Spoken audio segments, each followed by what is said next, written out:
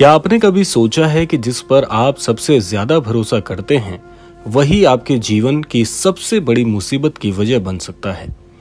क्या आपको भी लग रहा है कि आपके जीवन में एक के बाद एक विपत्तियां आ रही हैं और आप समझ ही नहीं पा रहे कि गलती कहां हो रही है? तो रुकिए, क्योंकि आज हम आपको दिखाने वाले हैं वो चेहरा जो आपके अपनेपन की आड़ में आपके ही नाम पर खतरनाक खेल खेल चुका है। और ये सब कुछ हुआ है एक महिला के इशारे पर।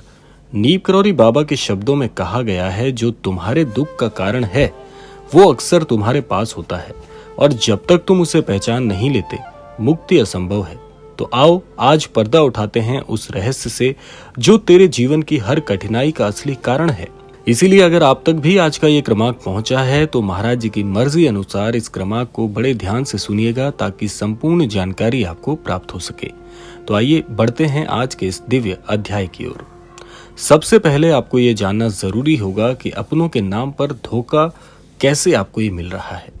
ये कहानी है घर की, एक परिवार की और एक महिला की, जिसने उस परिवार के सबसे सीधे सच्चे सदस्य को लक्ष्य बनाया है।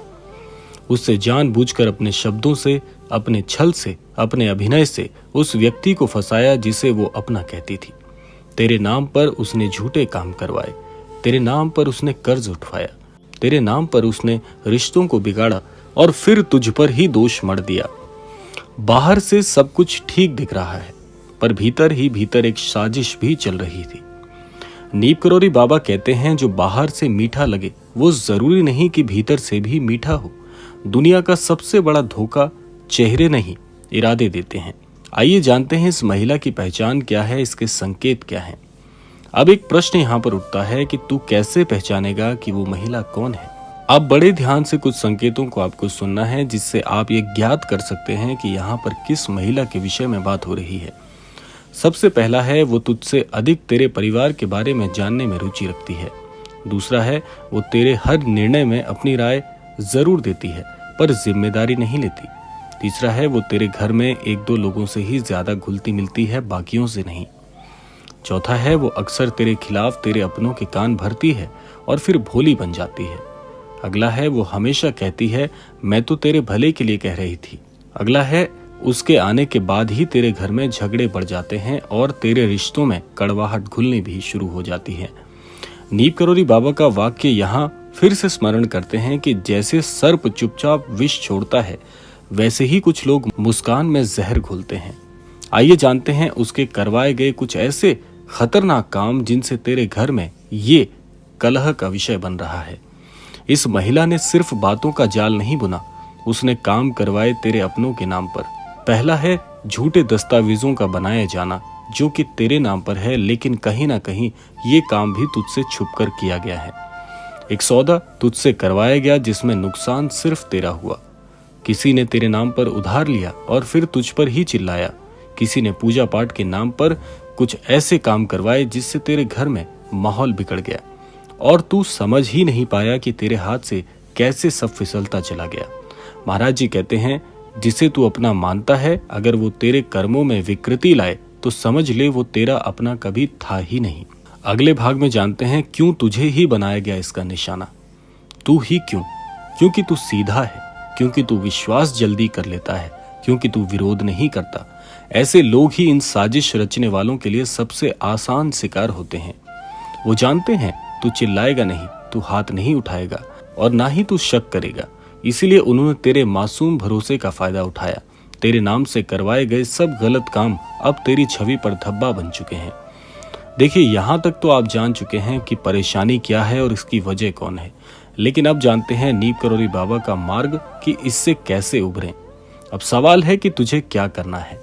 महाराज जी का उपदेश है कि सच्चा नाम जपो और झूठे नाम वालों से दूरी बनाओ। पहला उपाय है, हनुमान चालीसा का नित्य पाठ करना शुरू करो।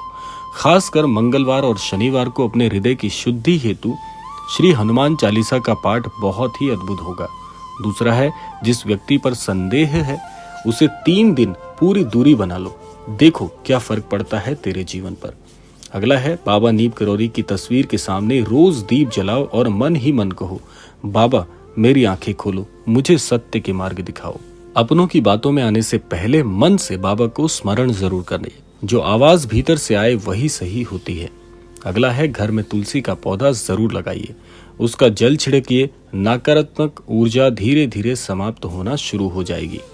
अब तुझ पर है सब कुछ, यानी कि अब केवल और केवल तुझ पर ही स्वयं को आस रखनी है। क्या तू फिर से भरोसा करके धोखा खाएगा या इस बार बाबा के मार्गदर्शन में आंखें खोलकर चलना सीखेगा? ध्यान रख, तेरे नाम का इस्तेमाल करके जो काम हुआ है उसका बोझ भी तुझ पर ही आने वाला है। पर अगर तू आज सावधान हो जाए, अगर तू आज सच को पहचान ले, तो तेरा जीवन भी बदल सकता है।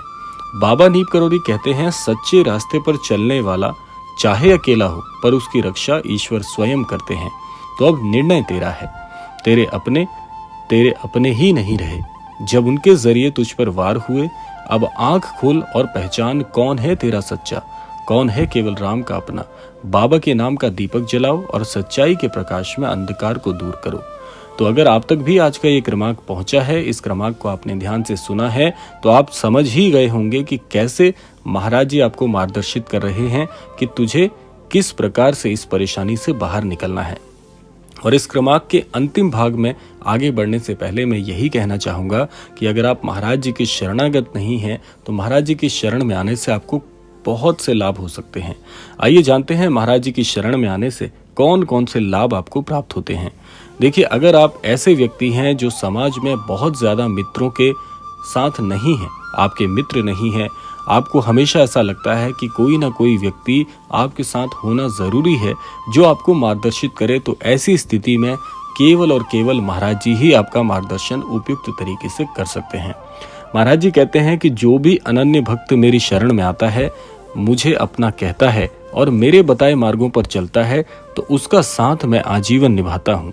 यहाँ तक कि महाराज जी कहते हैं, ऐसा अनन्य भक्त मुझसे 7 जन्मों का संबंध स्थापित कर लेता है। तो आप सोचिए, अगर महाराज जी की शरण में एक बार आने से 7 जन्मों तक का संबंध महाराज जी से आपका जुड़ जाता है और महाराज जी का मार्गदर्शन आपको मिलता है, तो इसमें बुराई क्या है।